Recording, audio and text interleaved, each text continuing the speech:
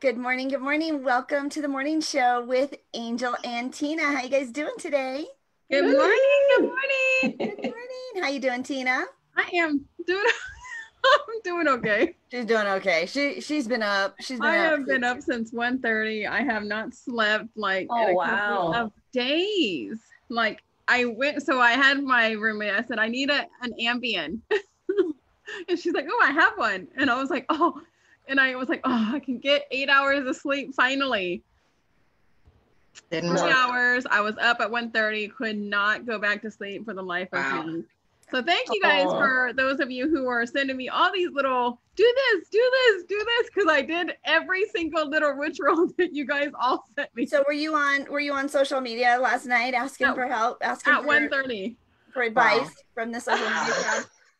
That's good. That's good. Some people are like, do this, count to 200, count backwards from 200, put yourself in a white light, take melatonin. I'm like, none of that works. Okay, well, we're gonna have to talk through this. But Andrea, welcome back to the morning show. It's good to have you back with us. Amanda. Oh, sorry. What did I say? Andrea. Oh, geez, I'm so sorry. I got sleep. You're the one who got sleep. I got sleep, so I'm so sorry. It might be because you have your girls here today, right? I know my girls came in last night for one last little hoorah before they have to go back to work. Because they work at Disney and they got their return date is nice June 28th, where they go back for training and the park opens.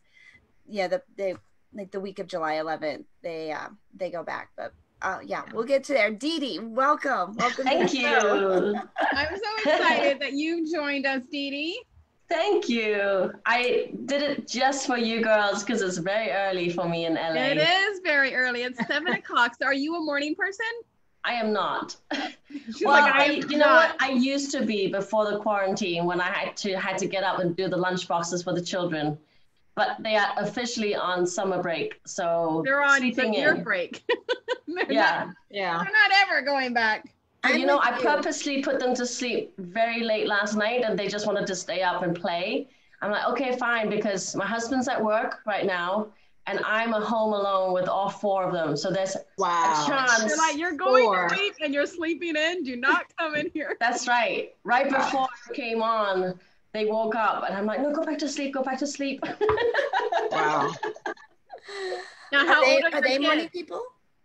Are your kids not anymore? They used to be, obviously for school, but no, they're young. So I have a 9-year-old, a 6-year-old, and my twins are 4. So yeah, they are sleeping in today. You tell your kids to go back to sleep, and they go back to sleep? Yes. That's nice. Yes. Right? I said, Mommy has to be in the office and work on the computer because they see me all made up. Mommy, are you going out? No. I'm here, but go back to sleep. Wow, I wish my kids would have done that when they were little. Go back to sleep. My girls do. Yeah. I am not a morning person. And when Tina asked, like, can we do this morning show? And we were going into the quarantine, I'm thinking, I don't have to travel. I don't have to get up for airplanes. I don't have to get up for events. I can sleep. Yes. And so I'm like, okay, I will do it for just a couple of weeks. I will give you this morning show.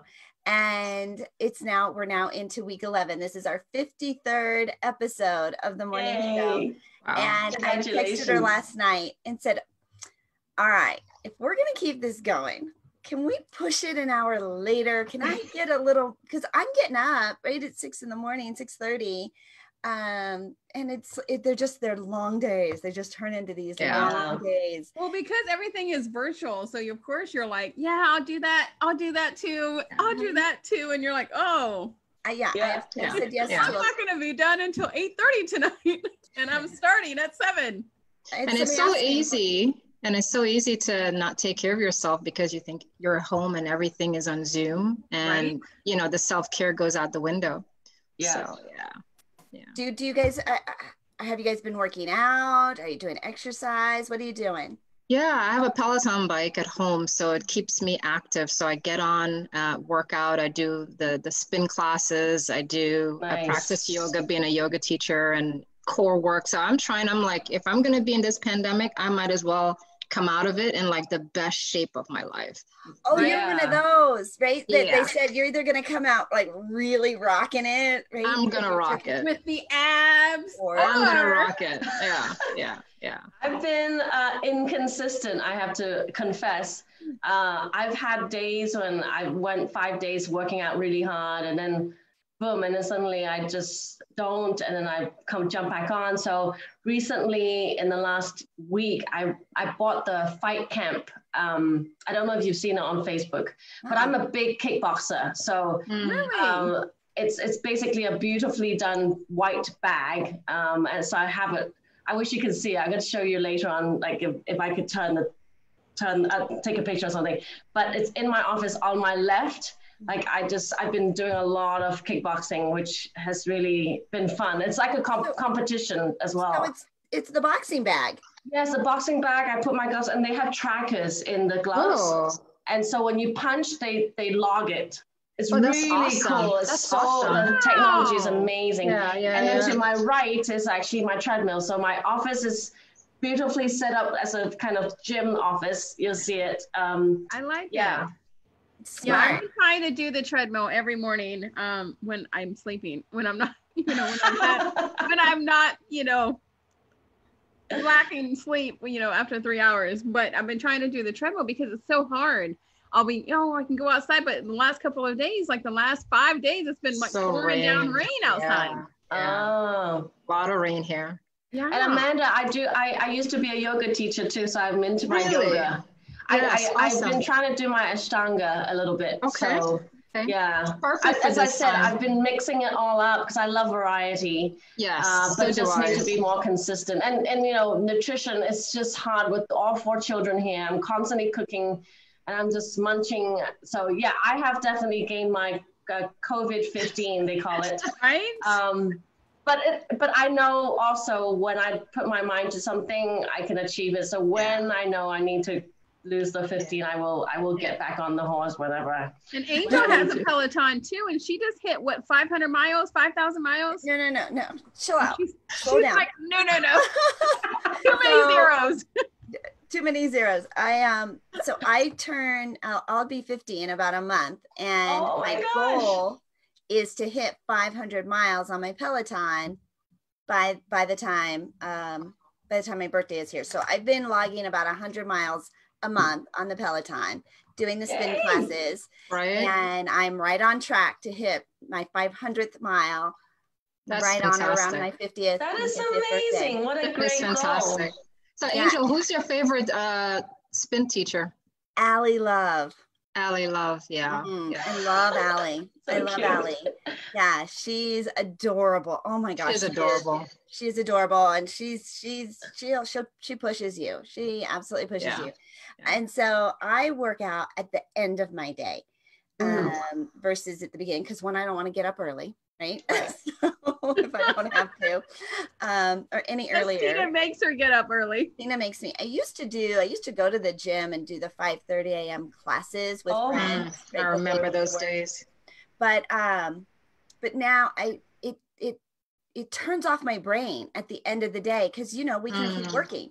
Right? The work's not finished. We've just decided that's enough for today. Yeah. And so at the end of the day, you're in survival mode, and it helps just to clear my head and to stop thinking about work. And there's this nice little separation. And I used to go to the gym at the end of the day. There were scheduled classes, which would force me time to leave the office if I'm going to that class. And time not to eat. Yes.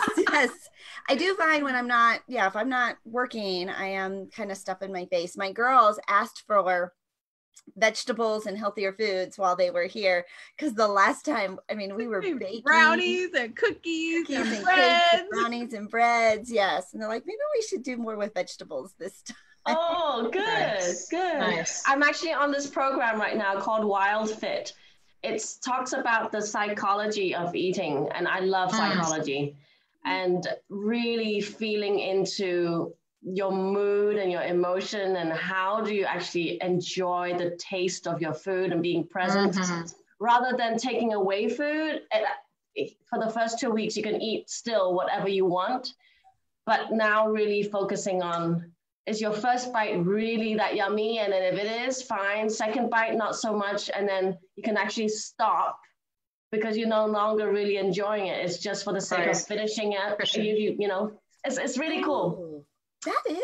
Wow. That's nice. So if you're really present to what you're eating and the mood you are when you pick up whatever food you eat, then you can probably most control. of the time we're just bored, right? Yes. And you don't really want it. You don't even, It's or just eating there. Okay. Emotional.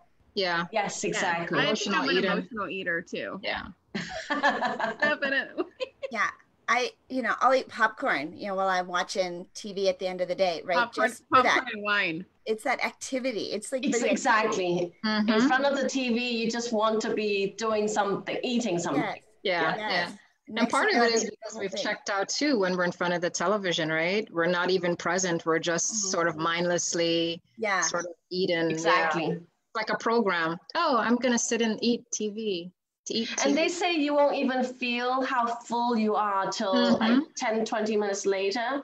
So if you keep going, you could go further than what you're supposed to do. So at least popcorn is not that bad, right? Instead of a bag of chips. But we have to make sacrifices. There's some discipline has to happen here. Like I know it's stupid and mindless. So what's the least? I guess I could eat vegetables. You could eat vegetables? I could. So so every now and then, this is my little hack, right? I'll chop up some cabbage because it's got that crunch to it. Yes. And I'll eat it almost like it's popcorn because raw cabbage. Okay. Yeah. Okay. Right. Because it kind of serves the same need. But then it kind of gets, if it's it gets peppery, right? It's got a little peppery aftertaste. And so then you can't keep eating it. So you have to stop. So it's like built in. That is her hack of being so tiny and small and petite. So if you guys want to try the angel hack, make sure you log in to Make a Big Impact. It's angelcabbage.com. Cabbage.com, right? Angelcabbageeating.com. But it's got that real crunch to it, and you just chop it up, and so you can just nip. I mean, it's for that. I just know. I know I'm just mindless eating. Yeah. Rather than be smart and pay attention to it and stop. Or eating those brownies that you sent yourself. I know. Those amazing brownies. Brownies. Jay went and bought cookies. We've got. I mean, it is. Because the kids are here. Never foods. I never buy this stuff because I don't have the discipline. Like if it's there, I feel like I should eat it or I want it. So I just don't even bring it in the house. Since the pandemic, it's been in the house. And well, it's interesting that you say that because, the pandemic, it's, so there's a sense that we're all in grief, right? So we're all in this collective grief. And part of that is our sacral chakras. If you're aware of this chakra system, the sacral chakra is all about this pleasure and home comfort foods. And so we're going to be more prone to wanting to eat stuff where we feel a sense of nourishment. So we will be attracted more to sweets and more comfort foods. And so it's completely normal if that's how you're feeling too. Because energetically, so it's right? completely normal for everybody to come 20 to 25 pounds a little bit heavier than normal. But we do have the Peloton, and I was never a bike rider. I would jog, and the trail in the winter gets muddy because it's a gravel trail, and so I don't want to go when it's muddy. So we got this Peloton for Jay because he can't ride his bike in the winter. But I love the spin classes on it. So good. And I have these new muscles in my legs that I never had before. Yes, right? Yes. Yeah, it's nice. Not so much, everywhere else, but the legs are good. But have you tried any of the strength classes, Angel? It's so good. I haven't. And she has this little arm. She has this little muscle in her arm too that's popping out. Oh, well. I have done the yoga classes, Amanda. They're okay, but some of the instructors go a bit too fast for me. Oh, really? I see. Isn't it funny? With Ashtanga base, though. So yeah. Well, with your Ashtanga base, it's like that, right? Yeah, exactly. Yeah, I'm more of a slow flow kind of girl, so. That's good. That's why they do all these different classes for different people, right? That right. Makes sense. Totally. That's right. Yeah. Well, let's get to know our guests a little bit more. I'm going to read your bio. Did you guys have a preference on who goes first? Not at all. Then I'm going to start with Didi, since it's her first time on our show. We'll start with you, if that's okay. Let me pull up your bio. I always feel weird when people read my bios. I don't know why. It's kind of like... I do too. I do too. Yeah. You're like, who is that? Right, because we're just living life, right? We're just going to work and doing our thing, and then you see it all or hear it all. Like, wow, that woman's done a lot. Wait, who is that? Is that me? And it's like, who is that exactly? Well, you're gonna feel that way when you hear this. I feel like that when I hear her stuff. I'm going, dang. Born in Hong Kong, raised in England, now residing in Los Angeles, Didi Wong is an award-winning international keynote speaker, TV producer, business mentor, best-selling author, and venture capitalist. She's the CEO of the Yes Academy, a results-driven educational mentorship program for entrepreneurs. She was given the highest level award, Women of the Decade for Entrepreneurship and Venture Capital from the Women Economic Forum, as well as an award of achievements, recognition, and excellence by the National Council of Women from the Egyptian government. She's been honored to speak at the Global Entrepreneurship Initiative at the United Nations. She was the resident speaker on the Think and Grow Rich Legacy World Tour 2019. As a TV producer, she has executive produced alongside Larry King on a show called In Case You Didn't Know with Nick Nanton, featuring Robert Kiyosaki of Rich Dad Poor Dad, and another TV show, Speak Up, both on Amazon Prime Video. She starred as a guest judge on the #1 digital business show, Elevator Pitch, as well as a feature documentary on her journey as a speaker. And it really goes on and on. Oh, wait, there's really good stuff. She was just featured in the article, Women Who Mean Business, in the 2020 March issue of Oprah magazine. What? Nice. Oh my gosh. And in the fall, she's going to be knighted as Lady Didi, where she will join the Royal Order of Constantine the Great and St. Helen of Spain to further the royal initiatives, both domestic and international. Are you going to get a crown? Fantastic. Oh my gosh. She was given a certificate of recognition by the mayor of Los Angeles. And besides all that, her superpowers lie in managing her 4 children, all under the age of 9, including including getting them to go back to sleep. Yeah, like that. Wow. Didi, this is amazing. This is like the bio of a 87-year-old, right? Pop star. Thank you. Wow, you've done so much, and you're about to get crowned. You're gonna be royalty. They knight you with the sword on one and the other side, and they give you a cape and the sash and all John of that. And his wife were just yes. Oh my gosh. Yes, it's really, really, really cool. In fact, John is the one who recommended me to the Royal Order, and to the Royal Order. You're talking like royalty. So I don't know my duties yet, but obviously it's definitely something to do with helping people and talking about the Royal Order and what they do, So it's very cool. It was supposed to have been May because of the quarantine. They couldn't have the big ceremony. So we're probably pushing it to either fall or even the beginning of next year. So we'll see. Lady Wong. That has a nice ring to it.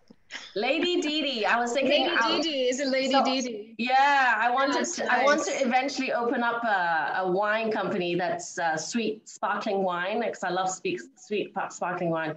So I was thinking maybe I'll call it Lady D, like with D-I. That's nice. Nice. Oh, wow. It's on my vision board. Very nice. Beautiful. What an amazing tribute. Okay, so Lady D. I know, right? Do we have to call her Lady D now? We get to call her. And by the way, Angel, you read that so beautifully. A lot of people, like hiccups, but you read that so well. And I appreciate that. When people read the bios well, I appreciate that. Because you earned all of those. I mean, you're like, and this is the award for this, and this is the award for this, and this is the magazine. Yeah, I had all my tools behind me. I know, right? Right, you were just in the Oprah magazine. Yes, it was very cool. I actually, it's funny, because I didn't even realize how big of a deal that was until it came out. And when it came out, everyone was like, oh my God, this is such a big deal. I'm like, wow, because I actually am not a reader of Oprah. But now I am. So now I realize, wow, that magazine is really a big deal. It's very cool. So yeah, I accepted it. I like your little crown in the back there. You're getting yourself ready. Thank you. I bought that before I was asked. It's really interesting. I went to London at the end of January for Chinese New Year.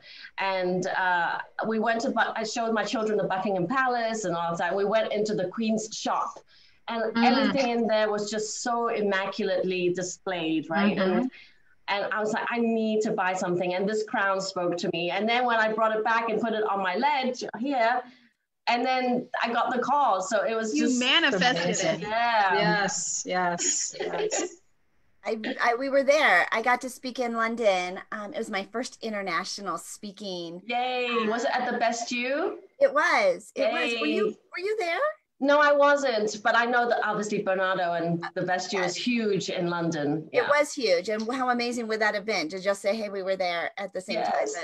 But Jay and I stayed a couple extra days to visit the city. And the one day the sun was out and it was so beautiful. We walked all over London. Nice. Went to Buckingham Palace, and I know the shop that you're talking about. It is. It's a beautiful shop. Royalty. Right. Yeah. And then the next day it was raining the whole time. So we did a little more shopping that day. But Didi, you're just such a charming person. Everybody who knows you falls in love with you. I heard about you from speaking on the Think and Grow Rich tour. I think we have some common, there were some people who it's like we knew our paths were destined to cross, but you've done so many amazing things. You've been crowned, you've been awarded these really, really high achievements. And yet you're so humble. How do you stay? I just had to put my kids to bed and told them to go back to bed. Yeah. Well, I always say that I can learn anything from anybody, and it boils down to even how I was raised. And I had a boyfriend who was a garbage man. I had a boyfriend who speaks very posh English, or I just never really judged anybody. I guess that's the way to say it. And truly, when I come across people, I find it fascinating of who they are in their community, what they are. And that's probably why I feel so comfortable in America. And I will say, if I were to have decided to live in Hong Kong or even stayed in England, I think it would have been different. In America, I just feel like it's really accepting to a lot of different people. And perhaps current times, it's a little bit more of a hot subject. But myself, as a Chinese woman, I'm not mixed. Most people think I am, but I'm not mixed. I'm Chinese, and I come here, and perhaps it's my own self-confidence and self-worth. I have gone to scenarios where I did feel like maybe it's a little bit racist, but I never take it that way. I always just understand the situation, and I don't judge anything. And I want to learn from it. So I think that's a really good thing for people to think about now at this current day and age, just to learn from people's perspectives. And you don't have to agree to disagree at times, but have a nice conversation and a nice debate. It doesn't have to be so turn into violence. That's what and that's what has been very sad for me to see. Because America is known for, really accepting anybody. And when I came to America, I went to Boston University, but after that, I was in New York City. And New York City is literally the world in a little city, right? And it is. And I loved going on the tube. The subway, and I would be with either homeless people or probably a hidden billionaire sitting next to me, or, you know, just professional. It's all mixed, and we can all accept each other for, you know, and even help each other out, you know. So anyway, thank you for that. If you look at my circle of friends, they're all international, and and look at us in this, just four of us right now, you know, we're all different, and yet we can get along and not judge each other, you know. Right. Yes. And lift each other up as we, especially as women too. I definitely think as women, we can be really great girlfriends. I love girlfriends. So they make me happy, and they keep us together, kind of thing. And I think you need your tribe. You know, you need that tribe to help you get through your daily life. And with women, we kind of tend to be so emotional. We end up telling people, oh, I'm going through this and I'm going through this. Whereas guys, they wouldn't say things like that. I don't think a guy would be like, oh my God, I haven't slept in 9 days. No. Right. Yeah. But, you know, the awesome thing, just going to respond. Yeah, Didi, that, you know, what you said about living this life of just learning through experiences and just seeing everything that we go through as experiences is so great. I mean, that's how we grow and evolve, right? Yeah. And I'll tell you something funny. Last week, I sent out a newsletter. It was like an email campaign newsletter to my list. And I talked about speaking out boldly, right? Because I am a producer of a TV show called Speak Up, and I love to shine light on speakers who have a message, and, you know, put them on a big platform like a TV show on Amazon, and so that more and more people can hear these messages. And so, you know, I was writing about speaking up, especially during these times. And protesters, I'm all for it. You know, if it's peaceful, go out there and let your voice be heard, mingle with other people, converse, and right. So I got an email back with somebody who was not agreeing with me. So she was just like, you know, your newsletter is not good for current times. She just said something that was negative. So instead, this is a really good learning lesson, because instead I could have just been pissed off at the fact that she didn't like my newsletter, and she came back with, and I said, you know, thank you so much for writing back, because this is exactly what I want people to do. If you don't agree with me, tell me, you know, in so many words, but probably not nastily, just say it, you know, with a little bit of respect, right? You can still be respectful if you are not agreeing with somebody. And so she was just floored at my response for the fact that I wrote back and said, I don't know what you mean. I disagree with what you say about my newsletter, because this is exactly what you're doing in action is exactly what I was trying to get people to do. So I thank you for speaking boldly to me, because she was saying people like you should, you know, use your power to lift other people up. And I'm a very positive person. And so I'm like, thank you. And she even attached an article for me to read at the Harper's Bazaar or something.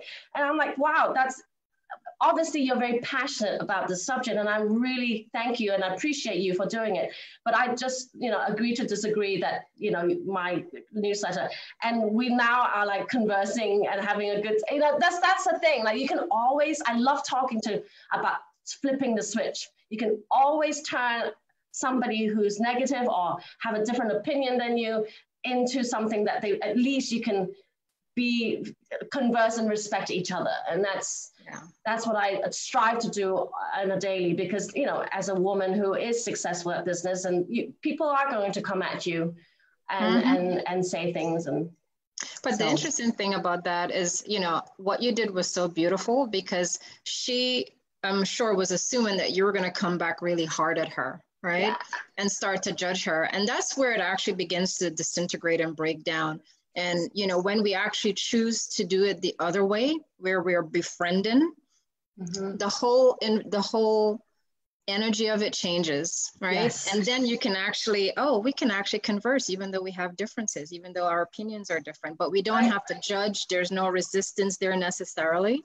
Right. And the energy can flow both ways now, versus just it's stuck here in the middle and there's nothing happening. Didi, this relationship might go on for months and months and years, and you guys can say, you remember how we met? Yes.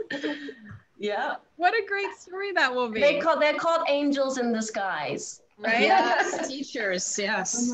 Definitely. I love it. All right, so Didi, any exciting projects that you're working on right now that you want to let people know about?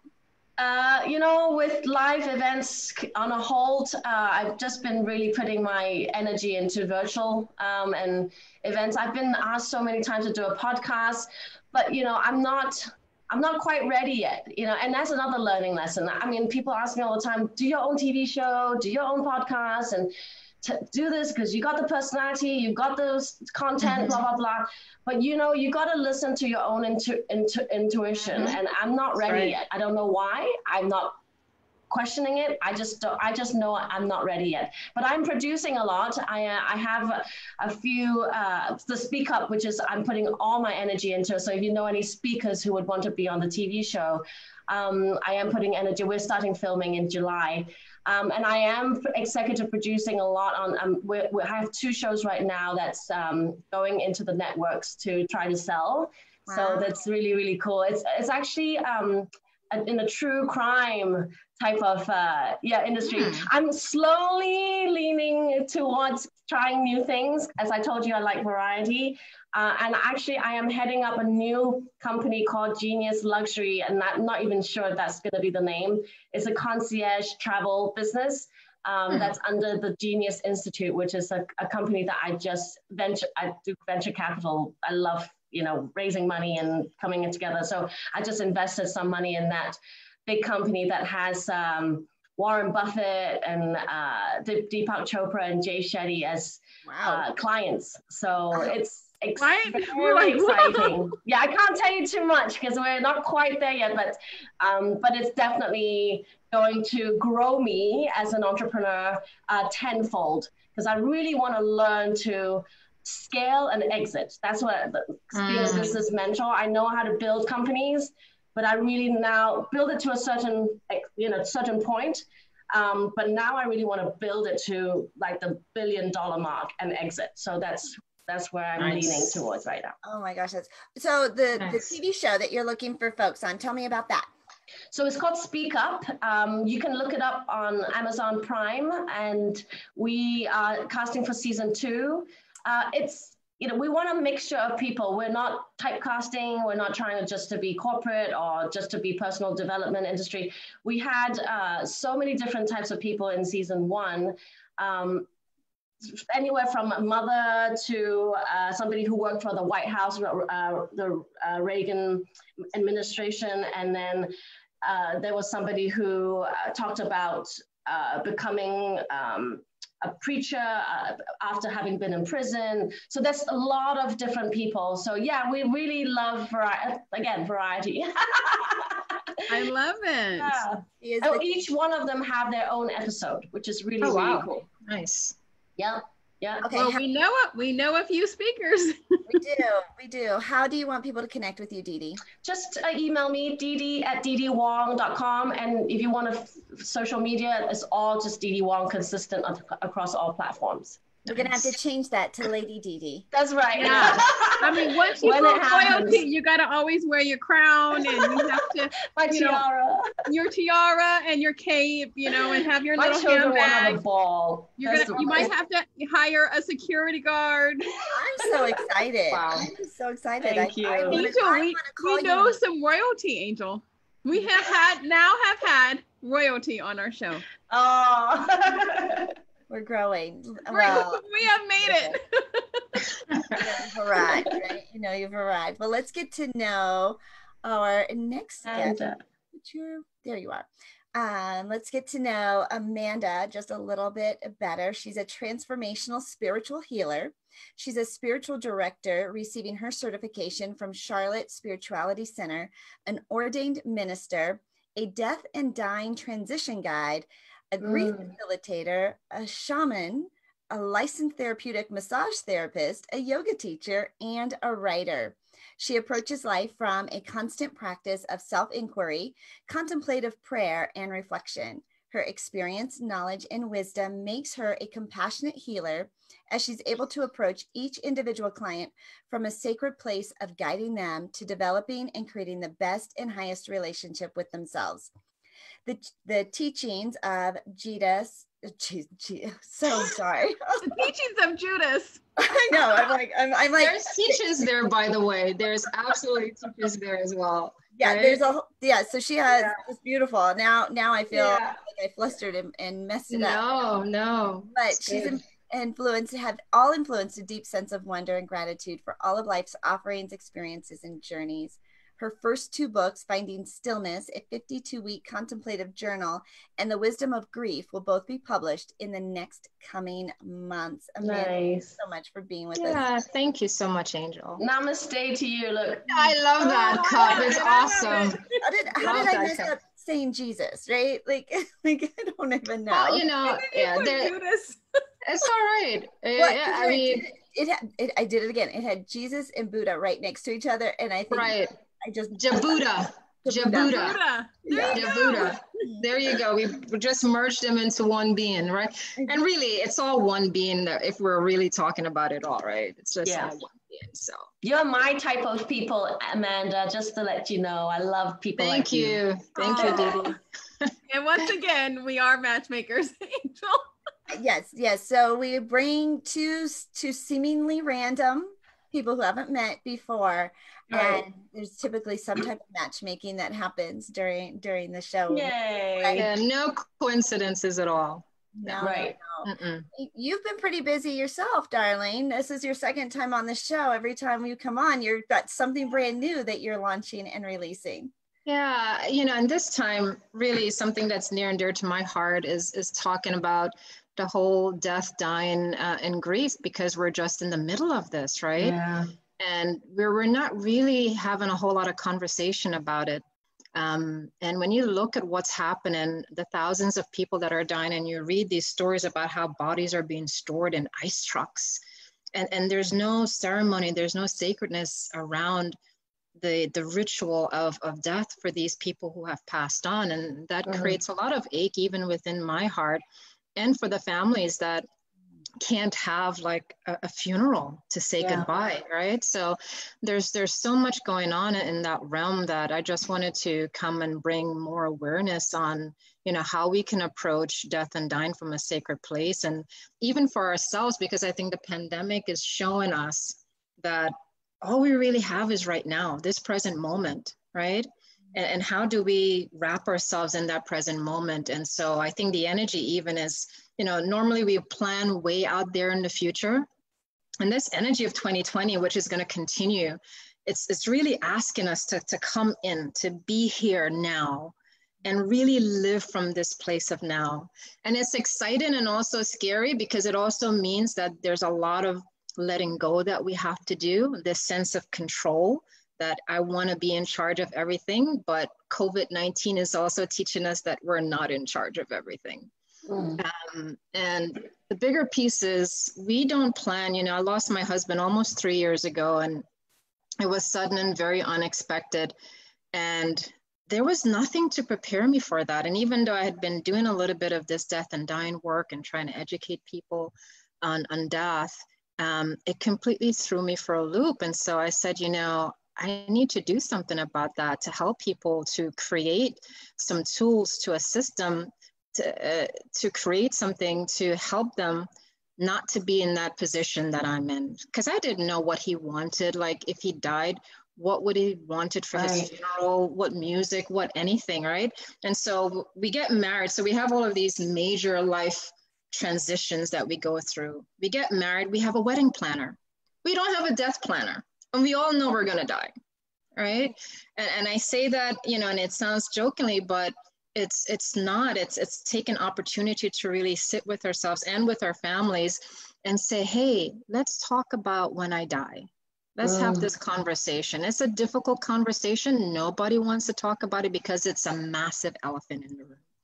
But the elephant doesn't have to be in control of us. We can actually talk gently to the elephant, and will reveal so much to us, because the one question that death is always asking us is, how are we living?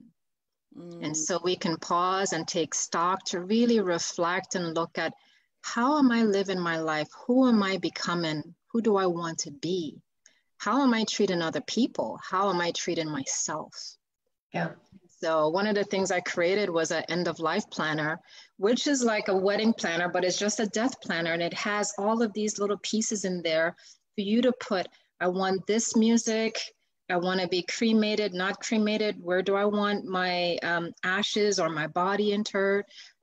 What poetry, what scripture do I want read? What kind of clothes do I want? And so it's just getting everything together. So your loved one, when you pass, because we don't know if we're going to pass unexpected or not, or if we'll have this time where we can prepare.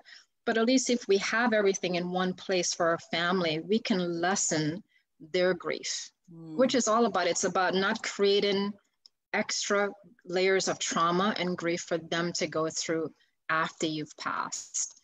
And I like about your planner, Amanda, and you know, her and I know each other outside of this as well, but it helps that person be able to just grieve. You know, once that has happened, they don't have to worry about the flowers and doing all this stuff. And what is she going to wear? You know, what do they want to wear? And I don't know what they want to do. And it's already planned. It's already done. And they can concentrate on their own beliefs and their own grieving during that time. And I know this is like a morbid type of thing. We're trying to bring a bright start to your day. But I think it's also something that we all need, right? We all need something like this. We all want something like this. I love that niche actually for you, because this is the part where people really, really need your help, Amanda. So I think, and you know what comes to mind when you were talking about all of this is, I think parents need to be the one to bring all this up, rather, because I would never, I mean, it's weird for children to bring it up to parents. It's just, I don't know. I just think it's weird. I would never do that to my parents. I don't know. It's weird. I don't know. I think if you are a parent and it's more like a responsibility thing for when you're, you know, when you pass away, then your children don't have to worry about what to do. Usually they left, you know, scrambling what to do. I mean, obviously death is, it could happen anytime, anywhere, right?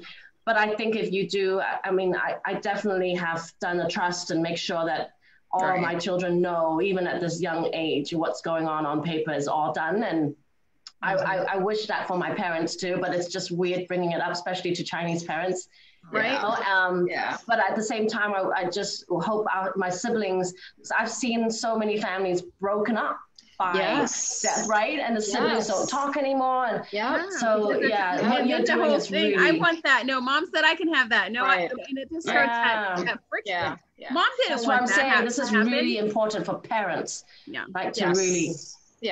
Because it just takes away, it takes that edge off, right? And families, it's so interesting. It's like weddings and funerals is where families come together, and it's also where families split apart, right?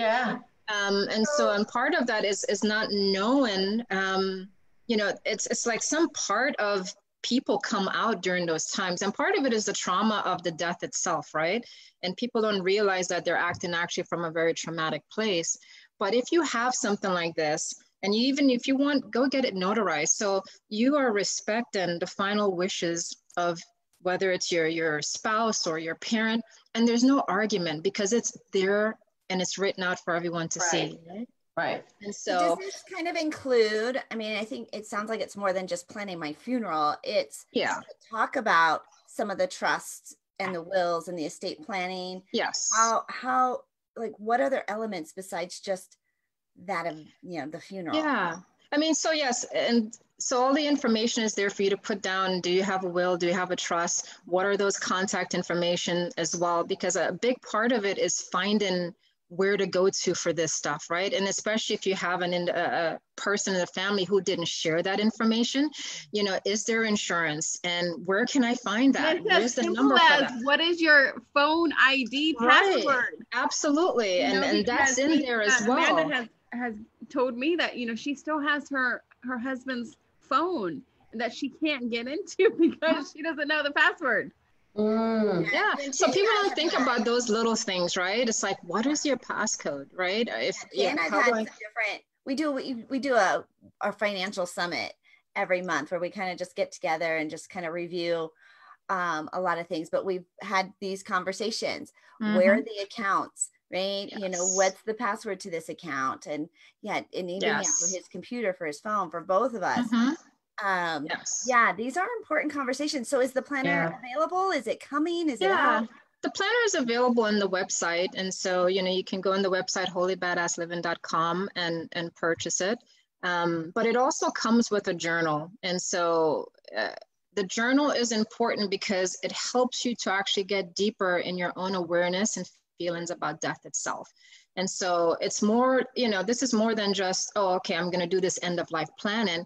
It's also helping to assist you to go within yourself and actually do the work, right? Yeah. Because it's all about awareness. So what we're trying to do is we're trying to grow our souls and even our human experience to a different level, and moving beyond fear into, you know, like what Didi said, how can I be bold in my life? And this is all areas of our lives. It's like being radical. It's like it's time for us to actually step up. You know, and we're going to continue to get these energies that are going to reinforce this stepping up. And I say stepping up, but it's also a stepping in towards the heart, right? And so we no longer can allow how we used to be, like showing up so comfortably, to be the way that we move forward as human beings. Yeah. So yeah, it's beautiful. So it's on the website, and for any of your listeners, you know, I've put a discount if they want that, and the discount is the code for that will be HEAL, HEAL. Nice. Yeah. And then for the others, you know, who are going through grief, you know, when my husband died, I wrote everything. I journaled, I chronicled all the pain, all the feelings, and it turned into a grief workbook, Journeying Through Grief. So that's also I'm going to introduce you to a client of mine right now that she has a company that's called Scattering Hopes, and she does subscription boxes for people who just had a loved one die. So I'm going to put you guys together because perfect. It'll be really a nice introduction. Yeah. Thank you, Didi. Yeah, sounds lovely too, right? The subscription box for after. Yeah. And it does, and your journal could be included in her box, is what I'm thinking, for people to, you know, to write in with the first 30 days of having a loved one die and blah, blah, blah. Yeah, because it takes so much, you know, grief is such a beast, right? Yeah. It is such a beast. And I didn't realize I lost my mom 2 years before I lost my husband. And so there are all of these, you know, accumulated pieces that, you know, we're just there, and it was heavy, and it just feels like a 10-ton brick just sitting on you, and you need your tribe, but you also need so many different tools, because talk therapy isn't enough to get through it. You need all the components that actually resonate with mind, body, and soul. So movement, breath work, talk therapy. I did acupuncture, trauma releases. A good friend of mine does trauma work here in Mooresville, North Carolina. And you need all of it to get back to that place of wholeness, you know. So you definitely strike me as the perfect person to go to in those times. So I can feel your strength, inner strength that you can give to people to help them. Thank you. It's why I'm here. Yeah. I resisted this path for such a long time. But, you know, when life gives you experiences, you have to begin to take heed and to listen. So, hey. Well, just beautiful. Loved how the connection came together. We always know there's some matchmaking. It always happens. And I do not do it on purpose. I just do, you know, like I say, I just put you guys on the next available calendar date, and every single time there's always some kind of, hey, I know somebody, or hey, I would like to do something like this, or hey, let's collaborate. Yay. It's Jabuda energy. I'm going to start using that, Angel, Jabuda. Yeah. Jabuda. Right? Came up with the hashtag Angel Nugget. Oh, I like it. You know, I'm thinking, oh my gosh, I'm so sorry. Right? Oh no, it's all good. There's no lack. It's all good. Oh my gosh. Yes. Well, lovely, lovely, lovely conversation with you ladies here today. I'm super excited you guys came on the show, and Didi, you got up early and your kids have stayed. I went back to bed. They went back to sleep. They're not here. Yes, it's great. And right, we've got some great self-care tips and workout tips, and just great. We were graced by Your Majesty. Do you have to learn to curtsy? Is that well, you know, it's funny. I grew up in the boarding school in England. I actually had to curtsy every time I got up on stage. It's just part of the So you already have that part down. She was born for this. Would it be too embarrassing if I asked you to curtsy? Yes. Well, we were gonna ask her to sing for us. It's too early to curtsy. But I would love to learn how to curtsy. So right? Maybe I should do a little video on how to curtsy once I get there with my crown, with my tiara. With your crown and your cape and your sash all together. Yeah, chin up, make sure you stay up, and like and then ballerina teach people style. how to walk with their books on their head.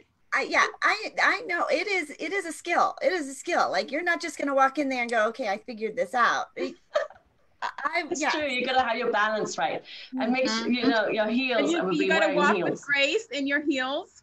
Do you know how to curtsy, Tina? I'm not, but I think I need to start trying. She's like, I watched Princess Diaries. I read Princess Diaries. A little different. I have my 4 and 5 inch heels. I can do this. I know. I was born to be a princess. You are a princess. You are a princess, Tina. That's right. You get Princess to have Tina. Your ladies in waiting, or your courtship, or do you then refer somebody else? Is that part of the royal order to find others? Yeah, because we know a couple of people, Didi. Yeah, so I don't know exactly my duties yet, but it seems that way. Once I become, and depending on what I do, I guess I could eventually recommend. Yes. Okay, because we know a couple of people. Hint, hint. She's so funny. She's and I have to know how to wave. Oh yes, right. This way. Well, I just think it's so it's the tradition of it all, right? That yeah, that's what I love. You're gonna have to learn the bag thing, because doesn't Queen Elizabeth have like her bag on one side if it's like okay to stand next to her, and she turns it onto the other side for some other reason? Yeah, I have heard of that. Yes. There is a place to put things and how you sit, and all of it is very intentional, and which is what I love. I actually love that. I think it's rules, traditions, and respecting the history of it. Well, I think that for some it might just feel stifling, right? To have so many rules. And like Meghan Markle. Think about it. I love that whole story. By the way, I've been. Did you watch the wedding? I did watch the wedding, but I'm talking about the fact that they have left the UK and came over here and stayed in Canada and now in LA. And I actually really respect that they went for they're being bold, right? Really bold, and for the whole world judging them, obviously. Right. But you've got to live your life, and when you were talking about how strict and the rules and everything is so precise, regimented. It's like strangling her, because she's an American Valley girl, and you can't put that on someone who didn't grow up like that. And so I bet you Prince Harry has just been in such a weird position for a son, to disrespect, not disrespect, but go with what he thinks is right. I mean, that he has that Princess Diana in him, because Princess Diana has that, I'm going to do what I would like to do, and I think Prince Harry got some of that from his mama. And how wonderful that he's supporting his wife in this, right? As a man, I agree with love that. I love that. And his son, and I think it's good for the world to see that you can still be yourself and go for what you want, even if you're placed in as strict as a royal family situation, right? Well, yes, great conversation there. We could like have a whole second hour now of all of that, because we've all been so fascinated by the royalty, by all the regality of it. Yes. But it's nice to like play. It's like playing princess for a little while, right? Because Right. then we get to go back to all of our freedoms and exactly.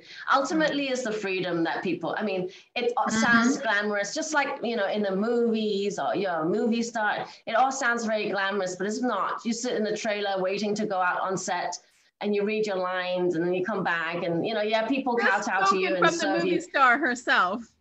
but even public speakers, right? Yeah, You it's not, you know, it's, yeah, I mean, it's fun. If you really love it, it's fun. Do what you love. That's at the end of the day. That's what you, not for the glamour, not for the, you know, people kowtowing to you and giving you presents and all that. Just do it because you love it. It serves your soul. And then, you know, Yes. All right. Well, ladies, this has been fabulous. Thank you. Yes, I am Angel Tuccy. I'm your media specialist. We have been just incredibly busy here at my headquarter office for the last 90 days. Media exposure, getting you booked on stages, podcasts, webinars, summits, television, leveraging the power of press releases and media to get the word out about your business. There's a lot of opportunity right now. If you want your complimentary media guide, you can get that at my website, makeyourbiguimpact.com. That's makeyourbiguimpact.com. Next week, June 23rd, we have our 5th Connect Summit. Our 5th virtual Connect Summit is with Sharon Lechter as our keynote. We have a dozen speakers coming on to serve you, to connect with you. We are just so honored that we've been able to continue this tradition or this new routine during the pandemic. So we will put that link in the comments below. We would love to have you join us on the Connect Summit, June 23rd from 12 to 6 p.m. Eastern time. I'm also doing a workshop on how to leverage the power of a press release. So lots of great stuff. If you're wanting more exposure, if you're wanting connection, you're wanting access, this is the place to be. And we are just so honored that you joined us here this morning. Well, what good conversation we had. I love all the royalty talk and, you know, you being royalty. I love being a royalty. You know, I'm going to be her lady in waiting. I'm going to be like, okay, next. I'm Tina Torres. If I may, I just remembered that I do have a free book that I would love to give to your audience. So I didn't touch on this at all, but with my business mentorship, it's really all about articulation. But, you know, I kind of grew up in England. It's all about how you present yourself. So that's why I'm so into what Angel does. I think you need to go out there. But when you go out there, you need to know how to present yourself. And that's kind of where I come in. And I teach people how to articulate, do the elevator pitches, and present yourself authentically. And so I wrote a book called How to Perfect Your Elevator Pitch. So you can get it at DidiWongFreeBook.com. So easy, DidiWongFreeBook.com. So you can get it and read about how the 4 Ps and how to present yourself in your elevator pitch. The first 60 seconds of how you present yourself is very important. In fact, it's the first 7 seconds, to be honest. I love it. We'll definitely have to go get that. We'll put that in the comments too. Yes, I'm Tina Torres, the client retention expert and gratitude specialist. And I'm actually having a webinar. What day is today? Wednesday? Friday at 1 o'clock. I thought Monday was Friday. So, you know, my days are just all confused. So how to turn your connections into cash flow.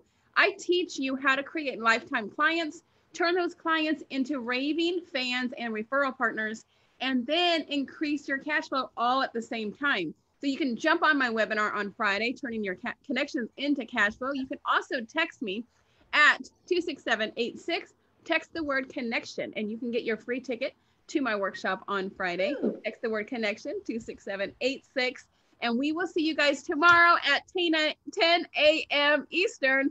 Thank you guys for watching the Angel and Tina Morning Show, and we will see you guys tomorrow morning.